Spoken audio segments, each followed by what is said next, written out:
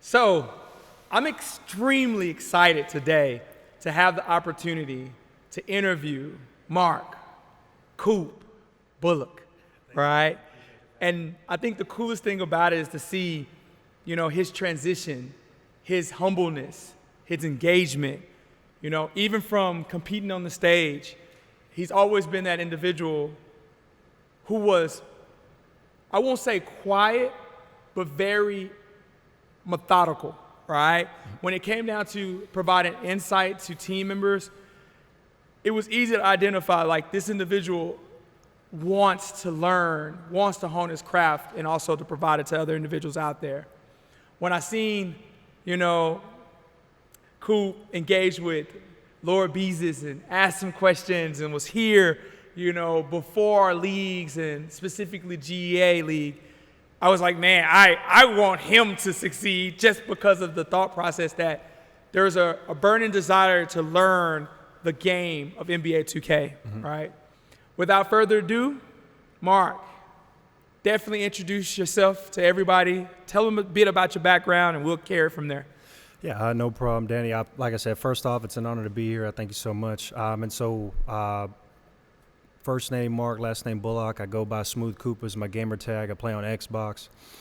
And as far as 2K goes in gaming, I've been gaming ever since I was a young kid. I'm 28 now, so I'm a little bit older than most of the community for the 2K. But I think the very first 2K I ever played might have been 2K6. I think it was on the Xbox originally. And back then, everybody was a live head, didn't have no online system, but it was just jamming with my little beatbox, just had my headset on, playing the CD over and over again, and just playing my live season. But 2K came, a buddy of mine had Xbox. I was a PlayStation gamer back then, and so we just was going to his house playing 2K just one-on-one, and was doing that for a good minute. And then around like 2009, 2010, the my player scene wasn't that big, but Major League Gaming actually had a competitive scene where you could have your team of 5 or 3 and just versus somebody online, and they had like a leaderboard for that.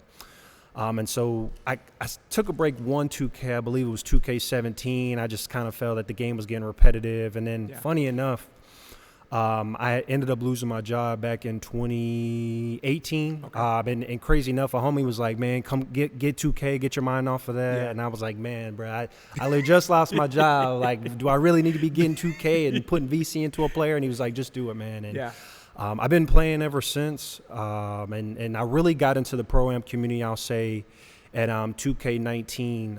A couple of buddies of mine were playing, and then we did that for about a year, and then 2K20 actually came out, and that's when I actually met BZ.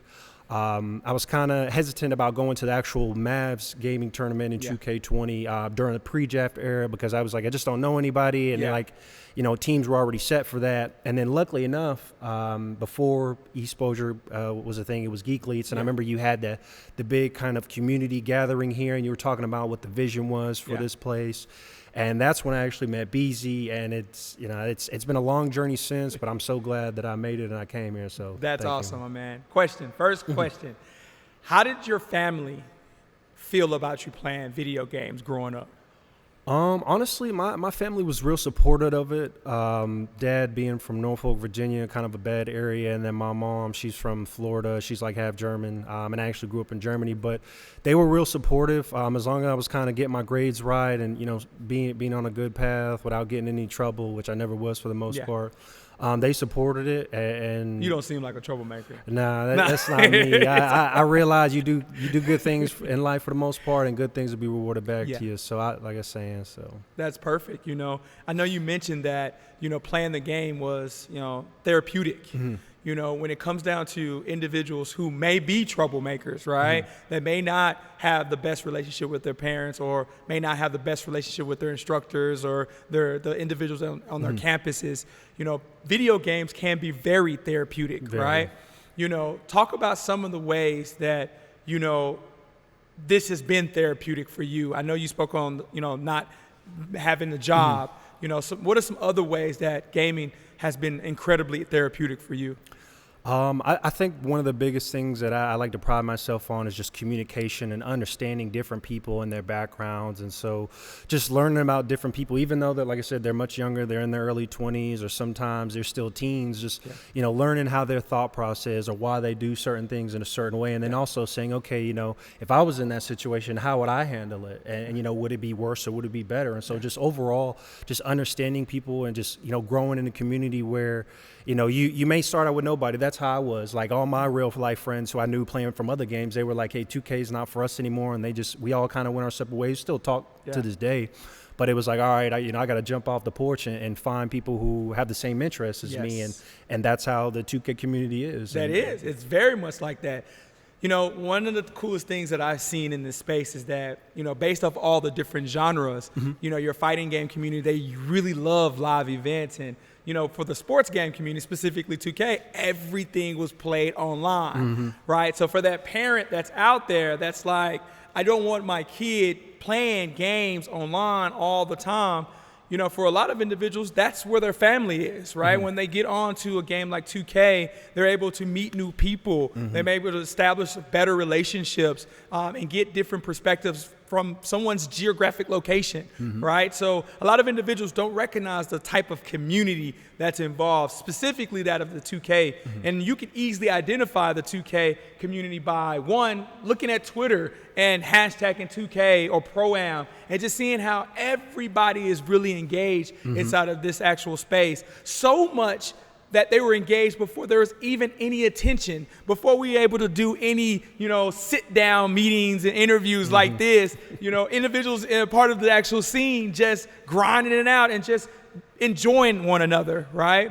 And that enjoyment, that passion led to individuals getting better and better and better, so much more so to see what's transpiring today with a whole NBA2K League, right? Which brings us here today, to really talk about the fact that we've seen a NBA entity invest in a 2K League, right? In which, this 2K entity is now represented by 23 and even more to be released NBA teams, And I think it's really, really cool to be able to see. And you're in that position to be a part of one of those teams, if everything comes together, which, that's the purpose of what we wanted to do this. I personally want to do this because I've seen Koopa, man. I've seen him, grind it out. And as individuals see, we've experienced Reezy, Dayfri, we've seen Beezus, we've seen, so many individuals that have come through this community. And I always am able to identify the personalities of an individual to understand, like, man, they have a true shot. And when you think about the GMs and the coaches, they don't want to be they don't want to be associated with knuckleheads. Like they don't want to, That's just logical, right? When it comes down to it. So I'm able to identify by way of someone's character and how they can be a benefit to that of the GMs and the coaches that are out there. So, I feel compelled to do this, so therefore you can be able to showcase to the world who you are as an individual. So I like to even be able to start here, which is critical. When we first started, we knew easily everybody was playing online, but I easily wanted to be able to provide that online experience in a live facility, right? To allow everybody to come together. Coop, what have you learned from that live facility, that live engagement, that live interaction that you feel that will make you unique going into what we are now living in a virtual world, even with season 4 2K going that of virtual? What do you see? I would honestly say that it's just handling a lot of different entities, especially playing on the stage. You had the fans that were here, you had the fans that were watching, you got your teammates alongside of you, and then you got the people across from you that you're battling, and just taking it all in and understanding, okay, I might be in this position at one point, but now let's see how I can maneuver out of it if you're inside of a game. And then also, get that, even with me being in here, like I'm calling collective, but even sometimes I got a kind of guy out of body and out of character and was, super hyped up off of a play. And it's just, it's like I said, it can be a lot on a person, but you slowly being in here, you're able to take it all in. So that's pretty awesome. So that easily identifies the fact that when that live aspect is there, this can how you can maneuver via it. But also when it comes down to individuals watching virtually, right? When you got 10,000, 20,000 individuals watching you to the point where you can't see them, but you know if you were to go out, in the back of your mind, you know, they're watching you. And that's probably even harder when you think about it because you don't know, you know, what individuals are going to say about your gameplay until you go back and watch the VODs or so, right? That's one of the biggest things I noticed is like I always made sure, hey, maybe not that night, but I got to watch the film back, see where I can get better. And you definitely always see the comments on the side of who's doing what, or he got dunked on by this person, or he missed this shot. And so it's like I said, it's all taking it and building upon it in the long term versus, you know, if it's something bad and just kind of taking it by the negative side and then letting it weigh you down, you got to turn those things into a positive. That's perfect. So as you're getting into different steps in this process as a competitive gamer, aspiring pro, eventually a pro gamer, you know, what's some feedback and some insights that you can provide to that of, you know, any young individual who is looking to go down your same journey? Honestly, just take everything as a learning experience, whether it be a play or a timeout that's called where you can talk and discuss things, just learning from it. Yeah. Like I was saying earlier, one of the biggest things I do, and I, especially moving from the point guard position, which I was playing on the current Gen 2K to now next gen, learning lockdown is just understanding the different ways they move. Okay, you know, one of the biggest things I thought as a point guard moving the lock is, all right, this is going to be easy. I know what moves they're going to do. I know when they're going to want to shoot. But it's like, all right, you're learning a whole nother 2K and you have to learn these people's tendencies. Yeah. So just like I said, overall, just learning how to build off of things. Like, okay, I had a bad game tonight, you know, don't want to dwell on it. Let me get my rest. But tomorrow, let me watch it back. Let me get somebody else's perspective. Yeah. One of the biggest things I've done now is, and you know, started with, God bless him, was Beezy, coming in and watching film and just, you know, being a student of the game, not just, okay, I'll play and I'll get better, just learning the little things overall. Exactly. So. How critical is having a mentor in this space?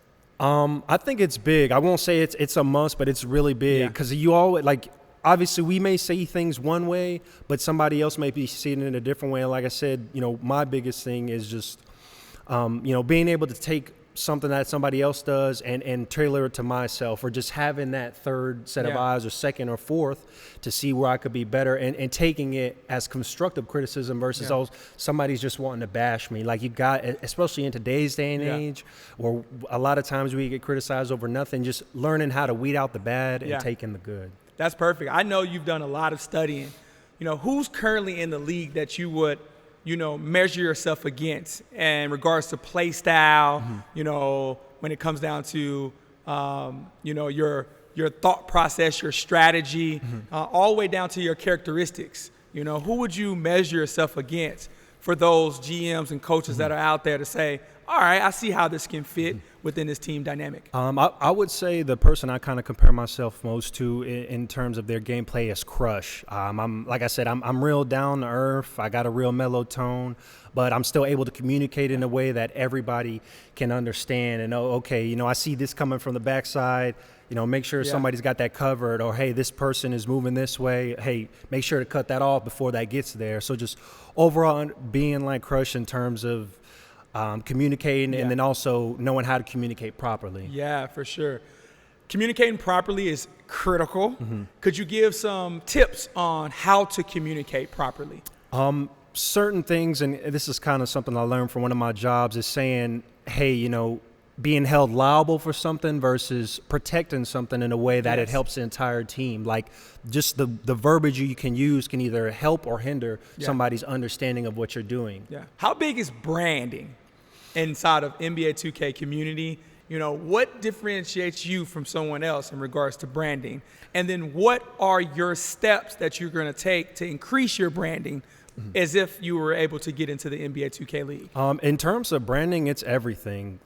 You got to be marketable. A lot of people think like, hey, I just got to play 2K. And one of the biggest things I saw just following Beezus and his teams is he's doing a lot of outreach for the community. And so, you may be able to get by for a little bit, just kind of being, just hanging out with the teammates and being in the rooms. But, now with the world opening up a little bit more, they're going to ask more of you, like, hey, can you go to this center and speak on this? Or can you, maybe do a commercial here and there? So you have to be outgoing in a sense at times. Like like I said, they're not pushing you to do everything and anything, but at times you're going to have to go above and beyond just playing 2K in order to, earn your spot. That's perfect. Now, the elephant in the room is age in NBA 2K, right?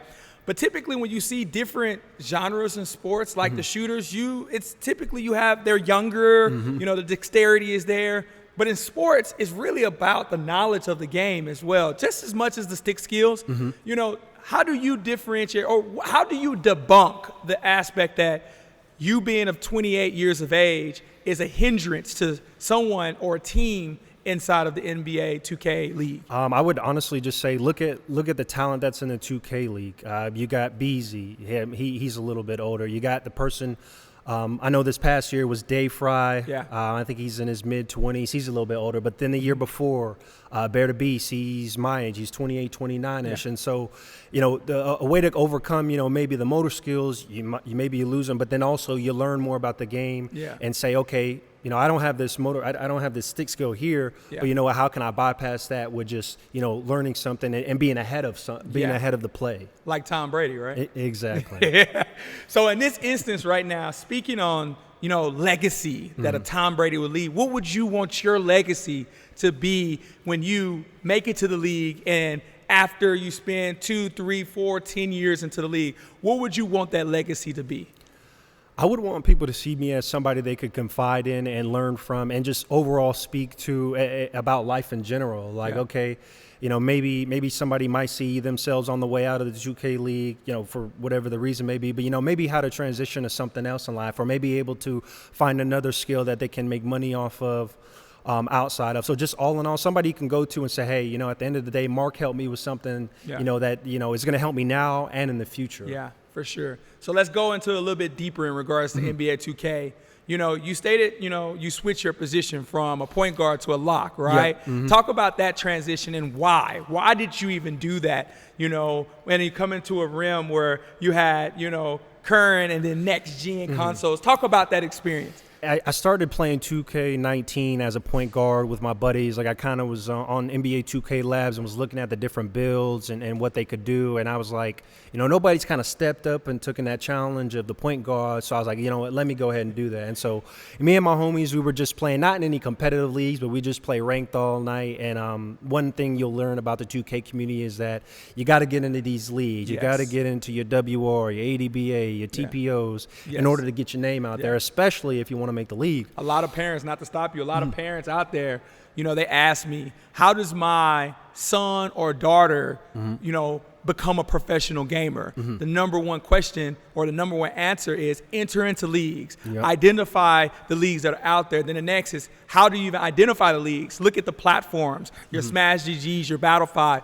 your Twitters, all of those will help you, because ultimately, in order to get looks to be a part of a professional organization, they have to see that you're competing at the top of your game. And so was doing that, and then 2K20 is kind of when my IRLs had kind of fell off, and so I was like, all right, how do I get into this thing? And like I said, luckily enough, you had held that conference for the whole DFW on what you wanted to do as far as 2K, and that's where I met Beezy, and he kind of walked me through, hey, these are the WRs and the TPOs and how you can find a team and just really getting it out the mud. Because, for the most part, people will give you a shot in the 2K community. I will say it's going to be tough. They do outside of the leagues. If you're on the 2K Twitter community, a lot of times people will play tens, and it's just random people putting time together and saying, hey, let's just work on our craft without it having to be worth something. And sometimes people will put money up. It just depends on what lobby you're in. But fast forward to 2K20, I was playing, getting in the community, and one thing I am is a realist, and so I told myself, hey, if I don't make something shake, worth note for point guard, I'm not giving up 2K, but, it's time for me to make that transition. And so Next Gen came out. I got it on the Xbox X for myself. And so I was like, where can I make an impact of significant amount without being a point guard? And so I really was sitting down and thinking, it was like, I love defense. Yeah. Some of my favorite defenders in the past being I love Rick Fox, Perfect. Bruce Bowen for the Spurs. Exactly. Kawhi Leonard nowadays, Yes, and just for sure. putting your point guard stamp on the defense. And so Yes. I was like, let me pick this up.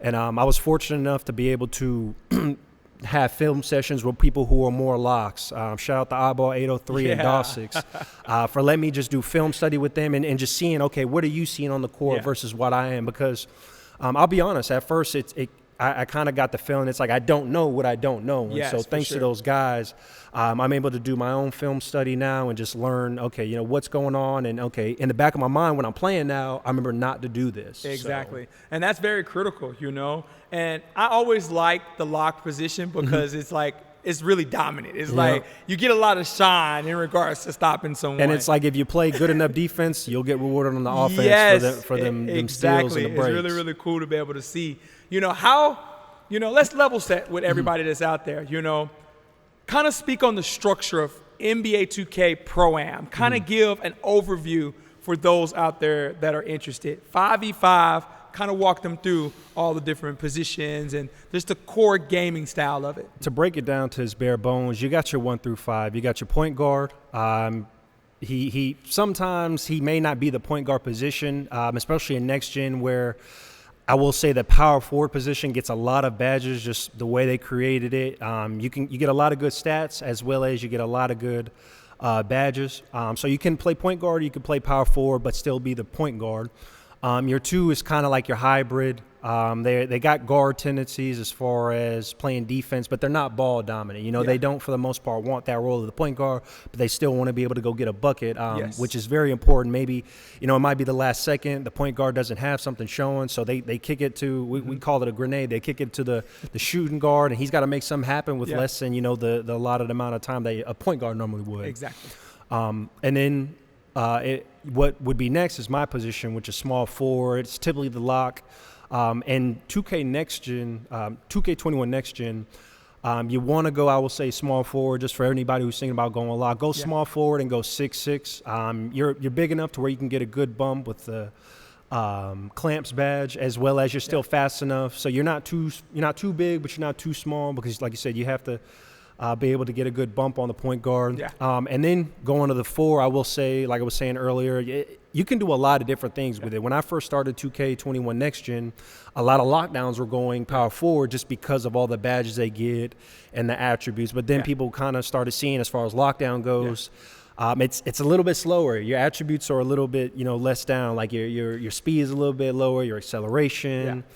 But I will say a lot of the centers, now to move on to that position, they don't go typically center in this game. They go power forward just because, like I said, you can still be a 6'9" or a 6'10", and you'll get a lot of badges. Exactly. So, and then kind of moving on to more of the Pro-Am aspect now is just getting, I would say, they do have some Facebook leagues, but the predominant ones, if you really want to get your name out there in the Pro-Am community, is going to Twitter. One of the biggest league out there is WR. I think they're is a WR Pro-Am league. But just kind of following the right people, following the You Famous Enough, the Dayfris, the Lord Beezuses, and just kind of honing in on what they're saying. You don't have to, get their notifications, but just when you do have some time out of your day, see who they're adding. Exactly. And it's honestly just following the breadcrumbs through the trail. For the individuals that are out there, and, these gamers, aspiring pros, professionals, they are good at what they do. And for all the individuals out there that think that they can beat anybody, I would definitely recommend you come and compete with the individuals who are putting in the work, the time, the energy to be successful at what they do. So Coop, I have to ask you the question, if you were to, go to a particular team within the NBA 2K League, give me 5 teams that you see that they have a good team chemistry, good branding. You may be inspired by the coach or the GM. Talk to me about those 5 teams that you would love to be a part of and why.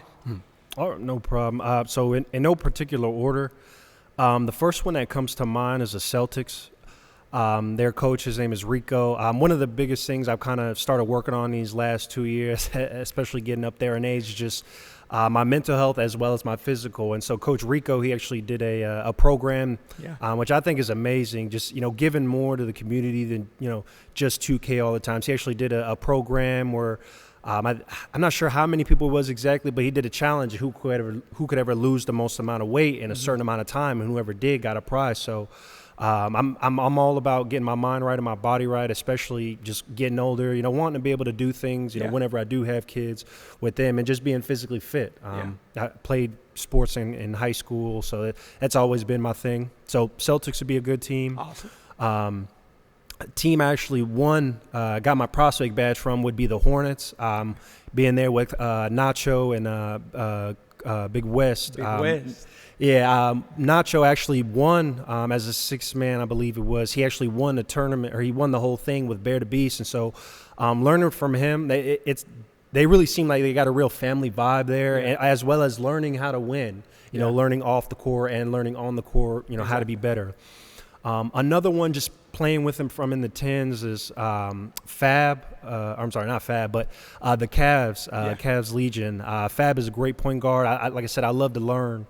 And so I know he'd be a big, great help in just learning the game overall, especially going forward, because every 2K is not the same. They may have the same elements, but, it's going to be different from time to time. Another one, and this is just kind of buddy, would be going to the Jazz and being there with Beezus and just learning from him. That's dope. And then I think that's 4. The last one I will say probably the Heat. And the reason why I say that is because Famous has gotten really well with his branding. Like I said, one of the biggest things is I want to do is be able to give back. And so he started doing a lot of things with his YouTube.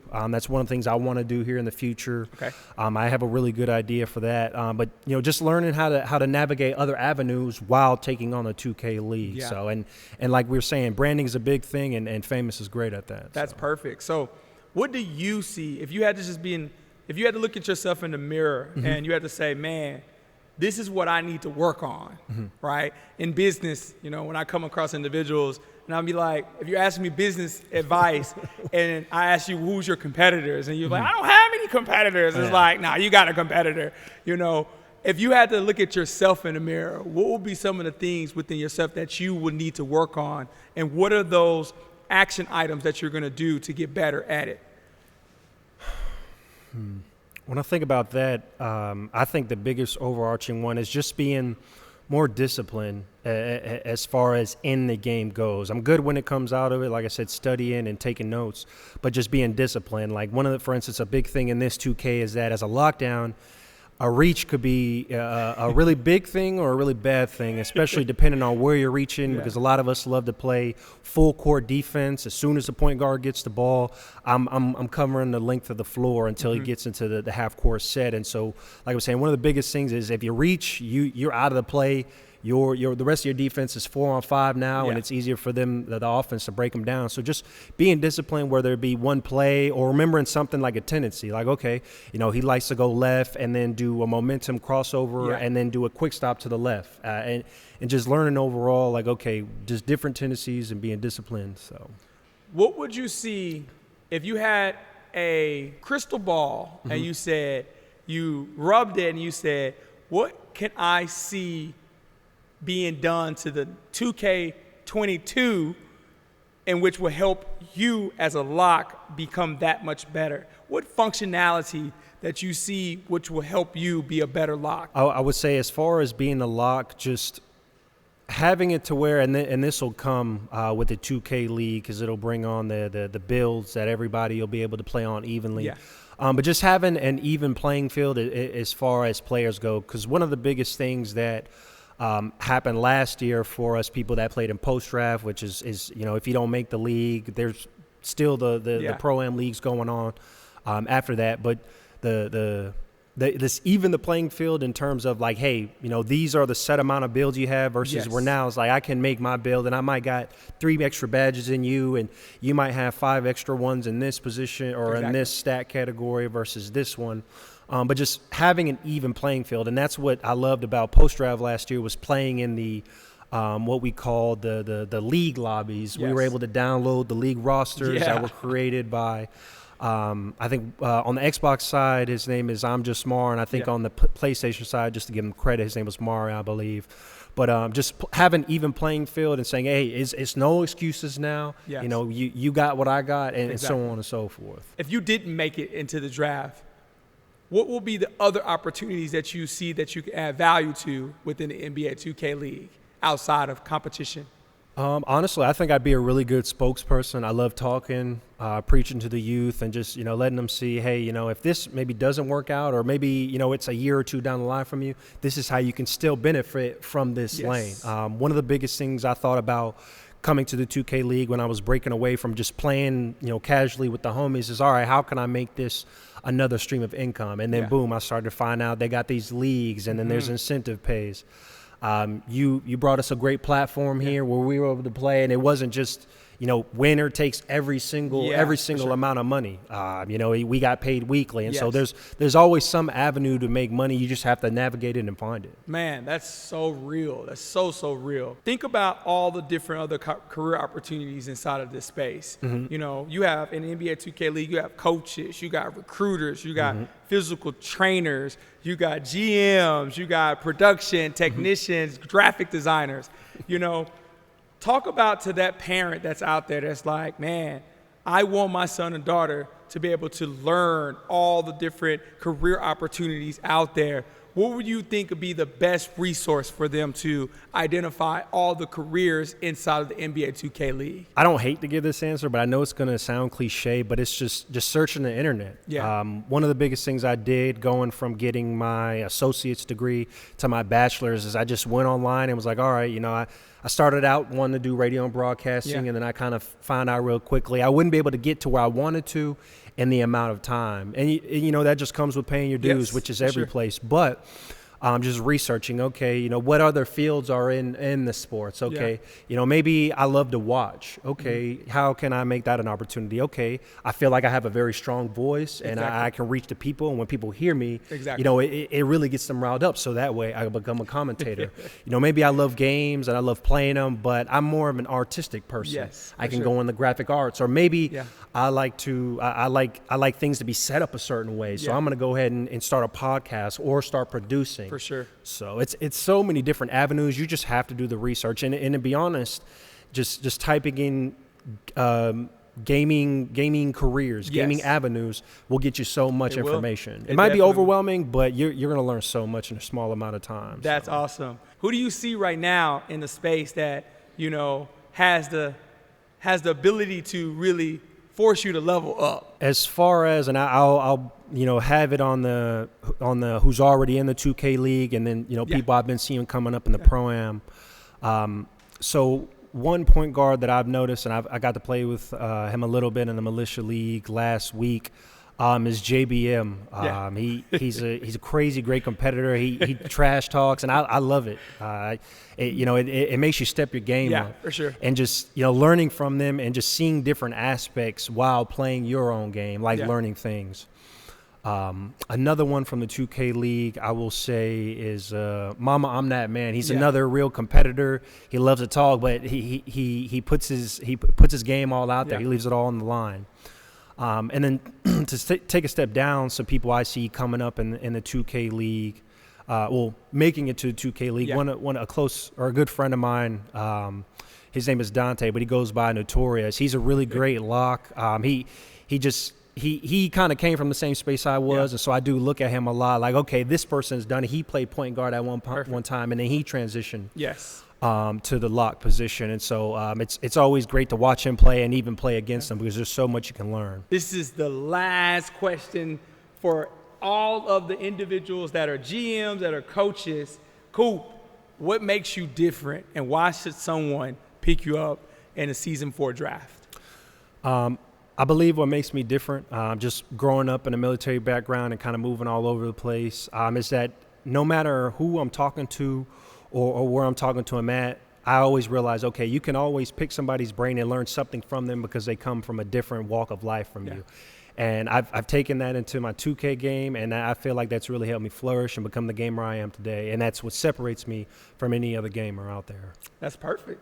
Hey, so I hope you got a lot of feedback, a lot of good gems I hope you're able to understand the soul of this brother, right? Like, that's the biggest thing is, what we've seen is like, we all battle so many crazy things, and we all want to showcase our passions in the best light possible.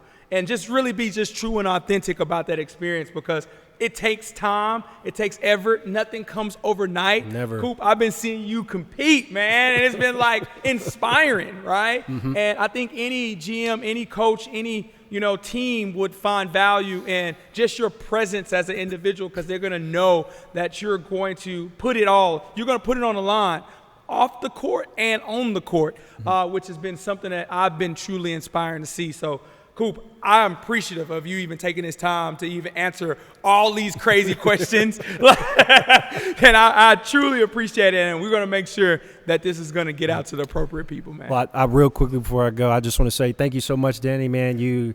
I think but in all reality, you're so busy, you don't understand how many lives you've touched with this place, whether it be 2K or COD.